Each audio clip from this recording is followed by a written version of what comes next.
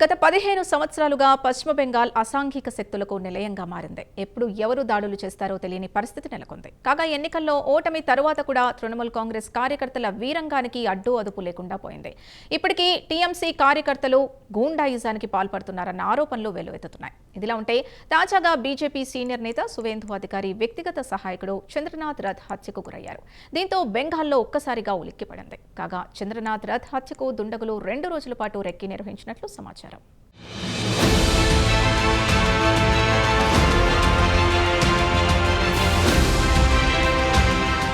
పశ్చిమ బెంగాల్ కొంతకాలంగా అసాంఘిక శక్తులకు అడ్డాగా మారింది. మరీ ముఖ్యంగా మమతా బెనర్జీ హయాం నుంచి అని అంటారు సోషల్ సైంటిస్టులు. అంటే గత 15 సంవత్సరాలుగా బెంగాల్లో శాంతి భద్రతలు అడుగంటాయన్నది అందరూ చెప్పే మాట.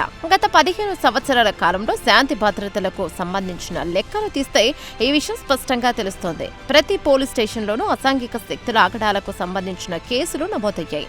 అంతేకాదు ఏడాదికేడాది ఈ కేసుల సంఖ్య పెరిగిందే కానీ ఎక్కడా తగ్గలేదు.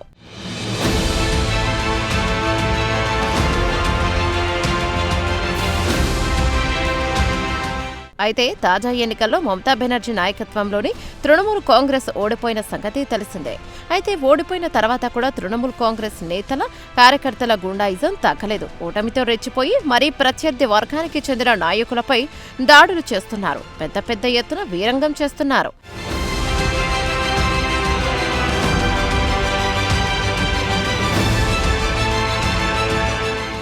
తాజాగా బీజేపీ సీనియర్ నేత సువేందు అధికారి వ్యక్తిగత సహాయకుడు చంద్రనాథ్ రథ్ హత్యను ప్రత్యర్థులు హత్య చేశారు. సువేందు అధికారి అంటే సాదాసీదా నాయకుడు కాదు. భవానీపూర్ సెగ్మెంట్లో ఏకంగా మమతా బెనర్జీని ఓడించిన నాయకుడు.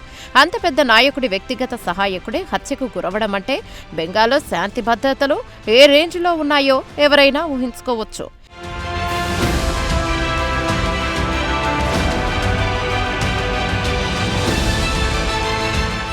కాగా చంద్రనాథ్ రథ్ హత్య అప్పటికప్పుడు జరిగింది కాదు. చంద్రనాథ్ను ఎటువంటి పరిస్థితుల్లో అయినా హతం చేయాలని ప్రత్యర్థులు చాలా ముందుగా డిసైడ్ అయినట్టుగా తెలుస్తోంది.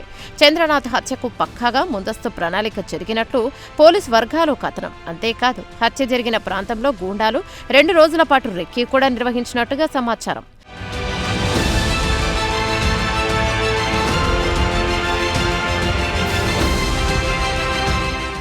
కాగా తన వ్యక్తిగత సహాయకుడు చంద్రనాథ్ రథ్ హత్యను సువేందు అధికారి తీవ్రంగా ఖండించారు. ఇది హృదయ విదారకం అన్నారాయన.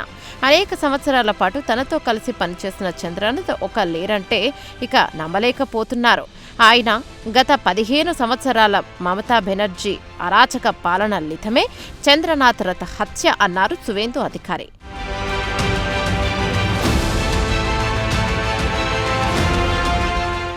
అయితే ఒక్కసారి బెంగాల్లో బీజేపీ సర్కార్ వచ్చిన తర్వాత అసాంఘిక శక్తులను ఏరివేస్తామని సువేందు అధికారి వెల్లడించారు. గూండాలను ఏరివేసే కార్యక్రమానికి బీజేపీ సర్కార్ అత్యంత ప్రాధాన్యమిస్తామన్నారు.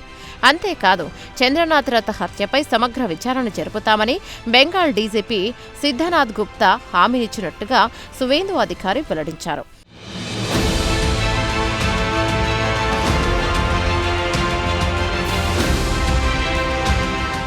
కాగా ఈ నెల 6వ తేదీ రాత్రి బెంగాల్లోని ఉత్తర 24 పరగనాల జిల్లా మధ్యం గ్రామంలో చంద్రనాథ్ రథ్ హత్య జరిగింది.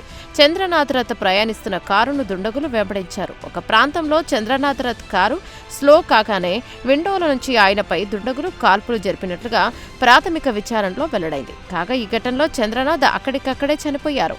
కారు డ్రైవర్కు బుల్లెట్ గాయాలయ్యాయి.